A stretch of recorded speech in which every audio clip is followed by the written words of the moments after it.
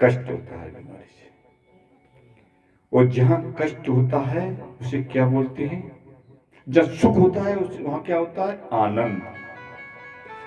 जहां आनंद होता वहीं स्वर्ग है, और जहां कष्ट होता वहीं नरक है। तो आप नरक भोगेंगे या स्वर्ग? आप क्या भोगेंगे? नरक के स्वर्ग? स्वर्ग। तो स्वर्ग भोगने के लिए हमको कर्म करने पड़ेंगे।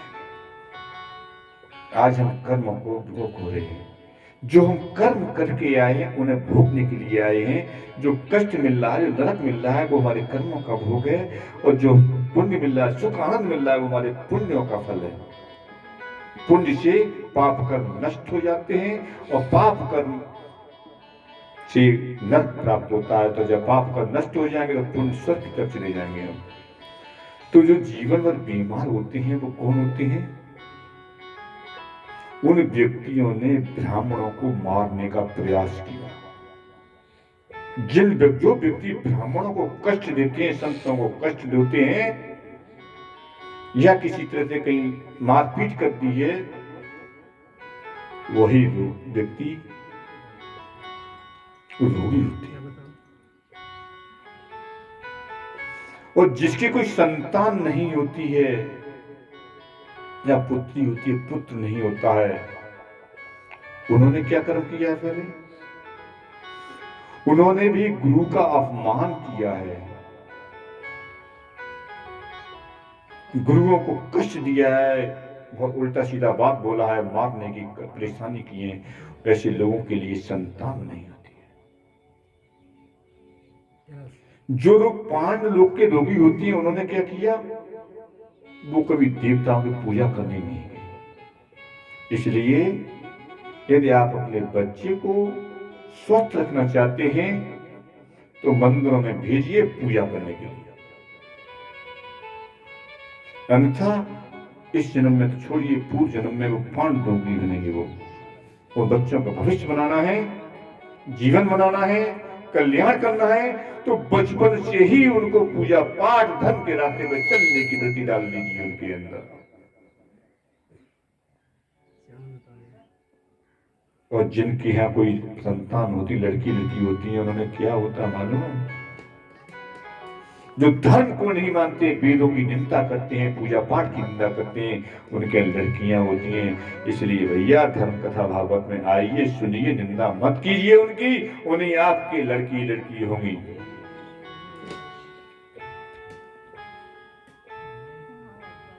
और जिनकी पत्नियां बहुत तुच्छ अवस्था में छोड़ के चली जाती, जन शादी होने के बाद ही, वो पक्षी मारते हैं। जो पक्षियों को मार के खाते हैं, उनकी स्त्रियां बीच में छोड़ के चली जाएंगी। इसलिए पक्षियों को मार के मत खाइए भैया। और जो पूर्व जन्म में भाई का धन हड़पता है, भाई का हिस्सा खाता है, वो हमेशा ज्वर से पीड़ित रहेगा, बुखार से पीड़ित रहेगा, वो चैन से नहीं रह पाएगा। इसलिए भाइयों का धन कभी नहीं हड़पना चाहिए। जो मंदिरों में जाकर के मंदिरों के घंटा संग का पूजा का पाठ चलाता है, वो हमेशा उसके हाथों में कोड़ी फूटता रहता है। पूजा में जाकर के सोचता है कि हम चुरा के ले जा रहा हूं, बहुत फल रहा हूं, पर नहीं, वो इतना कष्ट उठाएगा, चैन से नहीं रह पाएगा। और कहा गया है, मित्र दोई बाल घाटी, पशु घाटी मतवस्ता, रोगी होता है। ये हमेशा रोगी होते हैं। ये शास्त्रों में कहा भी गया है, इसके ऊपर लिखा भी गया है, जो शरीर का नाश होता है ना, हमेशा परेशान होता रहता है, वो कौन होता है?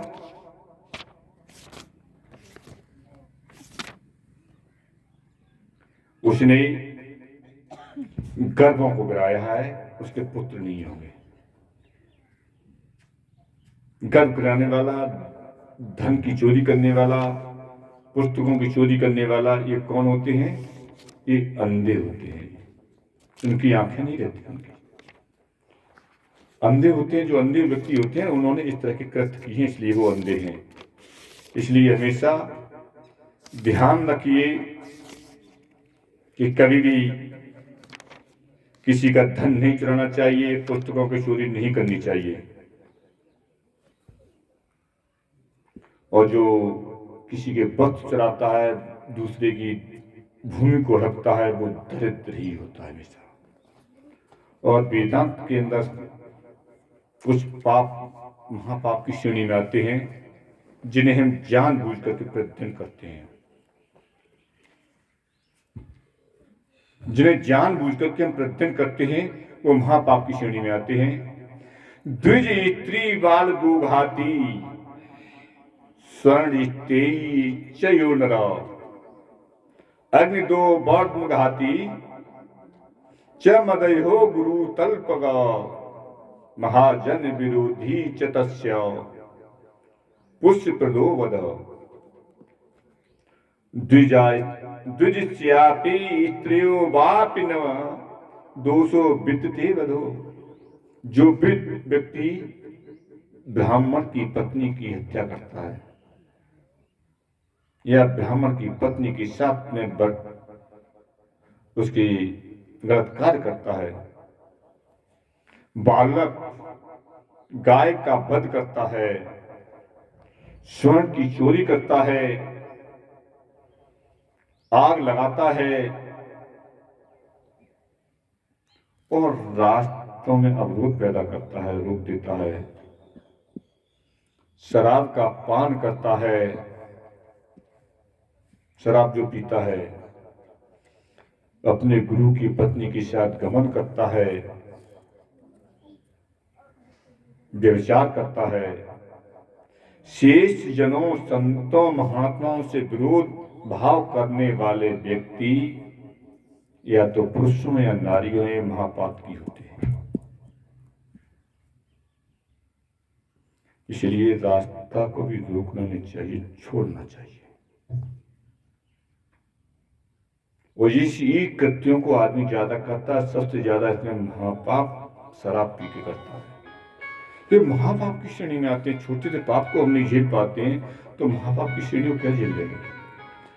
वो इस तरह का व्यवहार करने वाला व्यक्ति, मनुष्य ब्राह्मण हो या स्त्री हो, इसका वध कर दिया जाए तो कोई दोष नहीं लगता है, पुण्य ही प्राप्त होता है उसको। वेदांत में तो यहां तक दिया है, एक बीड़ी पीने वाला व्यक्ति 1 घंटे का नरक भोगता है, और नरक भोग रहे हैं। एक सिगरेट पीने वाला व्यक्ति 1 दिन का नरक भोगता है, और एक बार चिलम भांग का सेवन करता है वो 1 महीने का नरक भोगता है, और जो शराब पीता है वो महापापी होता है।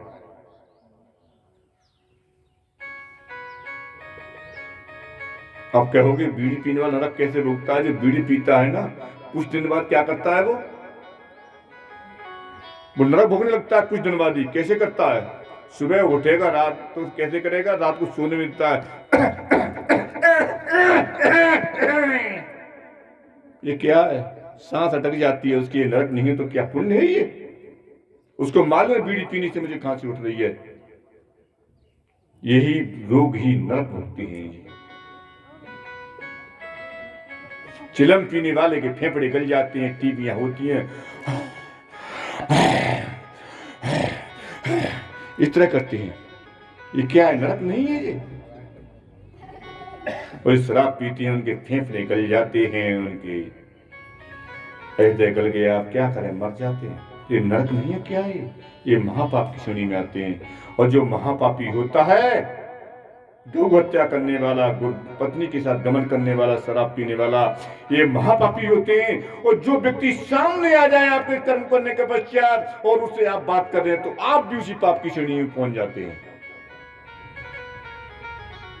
वो तो कर्म करके आए हैं और वो उनको आपने शरण दे दी करने के बाद में, तो आप भी उसी नई पाप के भागी हो जाते हैं। वहां पर ये वेदांत में दिया हुआ। इसलिए इन पापों से बचने की कोशिश कीजिए आप। और एक जो देखिए, जिसके यहाँ चलो बीड़ी वाला तो कम है, पर बीड़ी पीने वाले से महिलाएं तो कहती हैं पहले जाओ कुल्ला करके आओ तब आना इधर। तो मोहम्मद बुखारी, अपमान हुआ। किसने किया? अपनी पत्नी ने अपमान किया। अपमान होता है इन कर्मों को करने के पश्चात सबसे पहले तो धन की हानि होती है, शरीर की हानि होती है, शरीर स्वस्थ नहीं हो पाता है, समय की हानि होती है। हम कोई कार्य करने वाले जा रहे हैं, बीड़ी का चस्का लगा, पहले बीड़ी पी लें उसके बाद आएंगे, रुक जाएंगे, बच जाए। तो क्या होता है? हर जगह नाश, नशा नहीं है, ये नाश है। हम आप नशा नहीं करते हैं, नाश खुद की ओर जा रहे हैं। और शराब पीने वालों की तो गतियां आपने देखी हैं। जब पी लेते हैं तो कहाँ पड़े रहते हैं? नालियों पड़े होते हैं, या कुत्ता आता है टांग उठा करके वो अमृत पिला देता है अपना करके। पता ही नहीं, बड़े प्रेम से पी जाते हैं। इस तरह की घटना हमने एक जगह देखी थी। एक लड़का था, हमसे बड़ा था क्या, तो वो किसी शादी में गया, तो वो नया नया पीने वाला स्टार्ट हुआ था। तो लोगों ने कहा कि बड़ा शौक लग रहा है दारू पीने का, तो बोले आज इसे दारू पिलाते हैं। तो एक छोटा, तो पहले शायद कांच के आते थे, कैसे आते थे कौए, उसमें लिए लड़के लेके थोड़ी दो घूंट तो शराब दी और गए पेशाब कर लाए उसमें। और कह रहे देख आज बहुत बढ़िया यहाँ फैक्ट्री बनती है, लोकल भट्टी है यहाँ पर, उस ताजी ताजी लेके आए हैं तेरे लिए। और लाकर शराब पिला दी उसे। क्या पिला दिया? मूत पिला दिया। बताइए, ये शराब मूत ही तो है। अच्छा ये कहिए आप, शराब इतने महापापी क्यों है? इसका पीने से महापाप क्यों होता है? महापाप इसलिए होता है, ये किसी चीजों को सड़ा के बनाई जाती है, तो उसमें कीड़े पड़ते हैं, और वो कीड़ों का गंदगी उसके अंदर होती है, पूरी कीड़े धर जाते हैं, वो हम पीते हैं। एक जीव को मारने से कितना पाप लगता है, उसमें तो हजारों की जीव मरे हुए हैं, और उसको पिएंगे तो महापापी नहीं होंगे कि महापुण्यमात्मा होंगे हम। उनको हजारों जीवों को मार करके बनाई जाती है, उसको हमें पिलाया जाता है, इसलिए महापाप की श्रेणी में आती है। तो शराब पीने से धन का नाश, आपके मान सम्मान का नाश। आप कितना ही पैसा कमाने वाले हैं, या दारू पी के कहीं जा रहे तो कहते हैं जाने तो शराबी आ गया है, छोटा जाते। घर में जाएंगे तो घर गई देख लो, कल मुहा पी के आएगा, फिर पक्की रोटी खा लिए, मैं जा रही सुबह अपने। कहती है कि नहीं माताएं? किसी के पी के आते हैं क्या? और उन्हें बेलन तक पड़ जाते हैं, बेलन तक पड़ जाते हैं। बेलन पड़ते हैं उनकी पीठ पे। क्यों पड़ते हैं? इसीलिए पड़ते हैं जो नहीं मानते हैं। नाश हुआ, अपमान हुआ, धन की खर्ची हुआ, और शरीर का नाश हुआ। इसलिए ऐसे काम को क्यों करें जो नाश की तरफ ले जाए हमें? इसलिए शराब नहीं पीनी चाहिए। ये कृत्य मैं सभी लोगों से कहूंगा, इन चीजों से हमेशा बच के रहना। आप लोग यदि आप बच के रहेंगे तो आपका जीवन सफल रहेगा। और ये गोल टोपी वाले और ये रेत के काटने वाले कैसे ऐसे नहीं काटते हैं, ये चाकू लेंगे यहाँ रेत के काटते हैं। जैसे सब्जी काटते हैं तब भी हम काट देते हैं, वो तो यहाँ काटते हैं। और इनके यहाँ से कुछ सामान नहीं लेना चाहिए, क्योंकि इनके यहाँ आदत है कि हलाल किया हुआ हमें खिलाएंगे। कहीं न कहीं थोड़ा बहुत मांस या उसका जो धुला हुआ पानी लाकर उसमें डाल देंगे, उसका बना के तुम्हें खिलाएंगे, तो तुम गौ हत्या के पाप के आगे बन जाओगे। इसलिए इनके यहाँ से कुछ नहीं खाना चाहिए, इनसे दूर रहना चाहिए, इन दुष्टों से। ये इस तरह के बहुत ही निर्दय कर चलते हैं, सत्य के मार्ग पर चलने चाहिए। सत्य से कितना बड़ा पापी क्यों न हो, सत्य के आगे उसकी जीत हो जाएगी, वो हार नहीं पाएगा। मैं आपको इस सत्य की कहानी बता रहा हूं, सही। अच्छा ये बताइए, सोना पारस किससे बनता है? पारस लोहे से, पारस पत्थर से, लोहे से। पारस पत्थर के माध्यम से